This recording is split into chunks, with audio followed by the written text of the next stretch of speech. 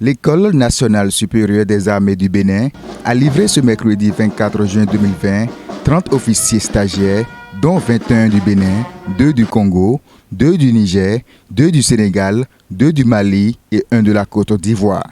Une formation au cours de laquelle l'officier Moïse Kondo a été rappelé à Dieu, réduisant l'effectif à 30. La cérémonie de ce jour marque ainsi la fin de la formation et la réception de leur parchemin.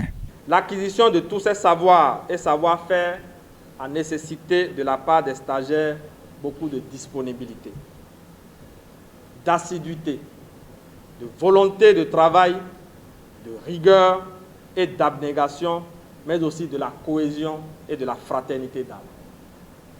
Les résultats proclamés il y a quelques instants, avec un pourcentage de réussite de 80%, l'attestent à n'en point douter. L'ANSA est donc fier de livrer aux forces armées béninoises, ainsi qu'aux forces armées amies qui nous ont fait confiance, des officiers d'état-major immédiatement utilisables et dotés de qualités indéniables. Madame et messieurs les stagiaires admis, je vous adresse mes sincères félicitations pour votre entrée dans la catégorie des officiers d'état-major. Chef d'état-major général, le contre-amiral Patrick Jean-Baptiste Haro reste convaincu que ces officiers sauront mettre à profit leur nouvelle formation. Chers officiers stagiaires du 16e cours d'état-major, c'est maintenant plus que jamais que nos pays ont besoin de compter sur notre détermination face aux périls djihadistes qui menacent et se fait de plus en plus insistant à nos frontières, pour ne pas dire qu'il a déjà très sournoisement planté ses racines dans les recoins de nos territoires dans le but de mettre en difficulté les appareils de nos États et freiner ainsi la marche de notre beau continent vers le développement qui est si cher à nos peuples. Je suis rassuré que par la qualité de l'enseignement que vous avez reçu dans ce temple du savoir et votre détermination, plus que des officiers traitants, vous serez de véritables piliers sur lesquels nos armées reposeront.